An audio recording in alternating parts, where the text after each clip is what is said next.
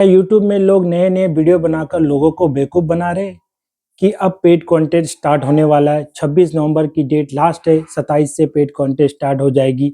Dream eleven की, माई eleven circle की और ऐसे बहुत से फैंटेसी ऐप्स की।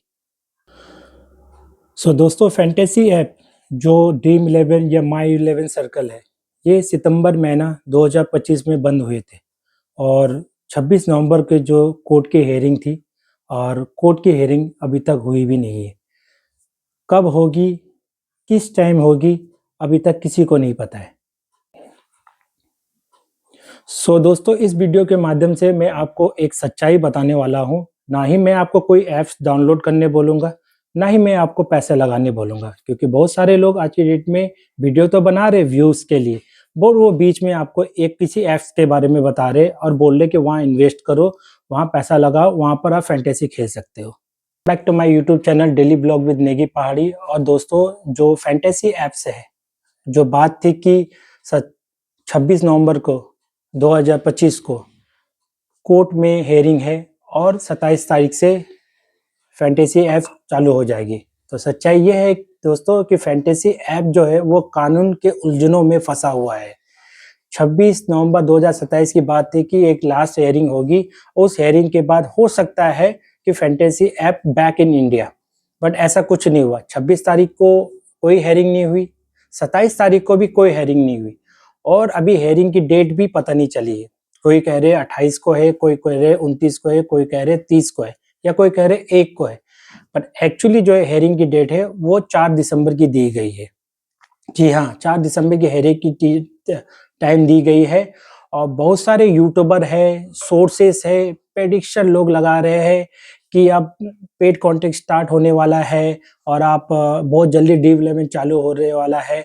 तो इन सब अफवाहों में और इन सब फालतू चीज़ों में मत बन फँसना आप लोग, क्योंकि उनका काम है आपको हर एक दिन नई वीडियो लेके आते हैं यूट्यूब में और आपको बताते हैं और आपको गुमराह करते हैं कि आप यूट्यूब में जो है बताना चाहते हैं वो कि जो फैंटेसी ऐप्स है वो चालू होने वाली है, बहुत जल्दी पेड कंटेंट स्टार्ट होने वाले हैं। बट बॉस, ऐसा कुछ नहीं होने वाला है, क्योंकि वो व्यू के चक्कर में और कुछ ऐप्सों की प्रमोशन के चलते आपको रोज वीडियो बनाते हैं, आपको बोलते हैं कि इन ऐप्स में ज्वाइन करो, यहाँ पर आप खेल सकते हो। बट उन ऐप्स का पूरा डिटेल्स वो आपको नहीं बताते कि विनिंग अमाउंट में आपको कितना % टीडीएस कटेगा, आपको और क्या-क्या चीज़ें हैं, वो उन सब चीज़ों के बारे में ना बता के बस आपको एक चीज़ें बताते हैं कि आप वहाँ जॉइन करो, पैसा इन्वेस्ट करो, वहाँ पर आपको वहाँ अच्छी प्रॉफ़िट होगी, ठीक है? देखो, उनको तो प्रमोशन से पैसा मिल जाता है, लेकिन आप जो पैसा जब सबमिट कर रहे हो, आप डिपॉज़िट कर रहे हो, विथड्रॉ के समय आपका विथड्रॉ टाइम में होगा कि नहीं होगा?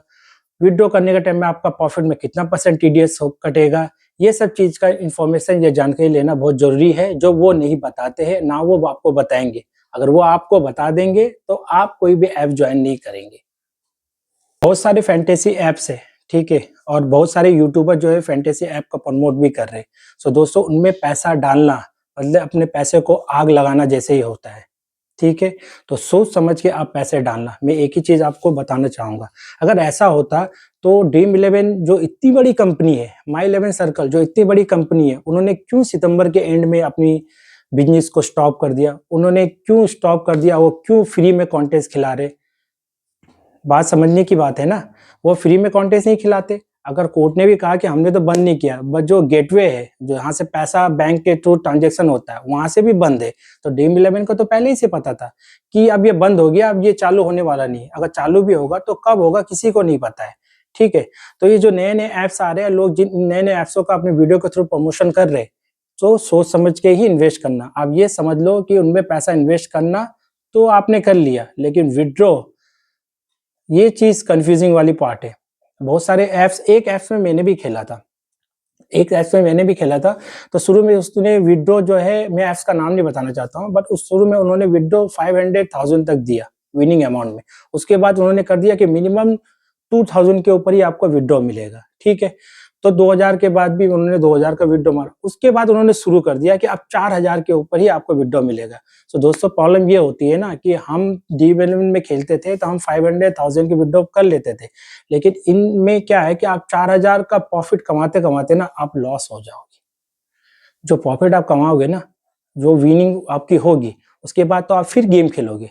तो ऐसा तो नहीं है कि 100 में से 80% 90% आप विन करोगे, 60-40 का डिफरेंट होता है, ठीक है। तो क्या होगा कि आप जो पैसे आपने प्रॉफिट किए हैं वो पैसे भी आपके लॉस हो जाएंगे। तो उनका मोरल ऑफ द स्टोरी ये है कि जो भी ऐप्स है जो आपसे पैसा ले रहे हैं उनका काम यही है कि भैया आपने पैसा मेरे को दे दिया, ठीक है, अब आपको रिटर्न मिलने वाला नहीं है। पहले हम लोगों को टालने के लिए, अपने पास आने के लिए, अट्रैक्ट करने के लिए उनको हमने 200 रुपए का विड्रॉ दिया, मिनिमम 500 का विड्रॉ दिया, 1000 का विड्रॉ दिया। जब लोग मतलब एग्रेसिव हो गया कि भैया हमें खेलना ही है, तब उन्होंने कर दिया 2000। अब 2000 के बाद उन्होंने 4000 कर दिए। क्यों किया? क्योंकि भैया जो भी प्रॉफिट आप पैसा जमा कर रहे हो, प्रॉफिट कमा भी रहे हो, लेकिन आपको विड्रॉ नहीं मिल पाएगा, क्योंकि 4000 तक विड्रॉ करने के लिए आपको खेलना पड़ेगा और खेल के आप लॉस ही होगा। इस चीज को अपने दिमाग में आप लोगों को डालनी है। दोस्तों, फैंटेसी आएगा या नहीं आएगा ये किसी को नहीं पता, और अभी ये कोर्ट के झमेले में ऐसा फंसा हुआ है कि कोई बोल भी नहीं सकता कि ये आने वाला है, या कोई ये भी नहीं बोल सकता कि ये नहीं आने वाला है। फैंटेसी को अपने लाइफ में, ठीक है, अपने लाइफ में सेकंड ऑप्शन में रखो। फर्स्ट ऑप्शन में अपने स्किल को डेवलप करो, जो काम कर रहे हैं उस काम के ऊपर फोकस करो, फैंटेसी के ऊपर फोकस मत करो, ठीक है। ड्रीम इलेवन ने खुद बोला कि 90% या 80% लोग जो है 10,000 या 20,000 लॉसेस में, प्रॉफिट में नहीं है कोई, ठीक है। तो इस चीज को अपने दिमाग में रखो। ड्रीम इलेवन के भरोसे मत पड़ो, या फैंटेसी के भरोसे मत रखो, ठीक है। अपने लाइफ में कुछ करते रहो, और फैंटेसी को एक जो है सेकंड पार्ट्स में रखो। अगर स्टार्ट होगा तो खेलेंगे, और स्टार्ट नहीं होगा तो नहीं खेलेंगे, कोई बात नहीं। हमारी फर्स्ट प्रायोरिटी कोई दूसरी चीज है, हमारी जॉब है, हमारा बिजनेस है, वो चीज है। तो उस चीज के ऊपर फोकस रखो, ना कि ड्रीम इलेवन के ऊपर पूरा डिपेंडेबल हो जाओ। दोस्तों, मेरा एक ही कहना है और एक ही चीज मैं आपको बताना चाहता हूँ कि किसी भी फेक न्यूज को फॉलो मत करो, प्रेडिक्शन को फॉलो मत करो, किसी नए ऐप्स में पैसा मत लगाओ जहाँ की आपका पैसा डूबने का चांस 90% है। रियलिटी को समझो, ठीक है। और सेकंड थिंग है, अगर फैंटेसी आती है तो अच्छी बात है, और नहीं आती है तो भी अच्छी बात है। तो अपने फ्यूचर के बारे में सोचो, और जैसे में कि मैंने कहा, फैंटेसी को एक सेकंड पार्ट्स में रखो। फर्स्ट प्रायोरिटी आपकी यही रहेगी कि भैया मुझे ये करना है, ये करके मुझे अपनी फैमिली की ग्रोथ करनी है, ऐसा करके मुझे चलना है। दोस्तों, अगर फैंटेसी वापस आती है तो सबसे पहले मैं आपको अपडेट दूंगा, और जब तक फैंटेसी वापस नहीं आती दोस्तों, तो focus on your life and your growth. अपनी ग्रोथ और अपने लाइफ के ऊपर फोकस बनाए रखना। लास्ट में मैं एक ही बात बोलना चाहता हूँ कि फैंटेसी एक गेम है, और आपकी ज़िंदगी वो रियल लाइफ है। तो फोकस करो अपनी लाइफ के ऊपर, ना कि यूट्यूब के व्यू के ऊपर, ठीक है। उनका काम है वीडियो बनाना, उनका काम है फैंटेसी ऐप का प्रमोशन करना, और प्रमोशन करके उनको पैसा मिल जाता है, आपको कुछ नहीं मिलता। तो पैसा इन्वेस्ट करना सोच समझ के करना, पैसा आपका है, आपकी मर्जी है।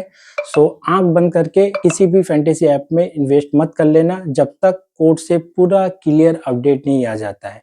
और लास्ट में यही कहूँगा कि 4 दिसंबर जो हेयरिंग का डेट दिया गया है, तो वेट करते हैं 4 दिसंबर तक। कोई भी अपडेट आती है तो मैं आपको बताऊंगा।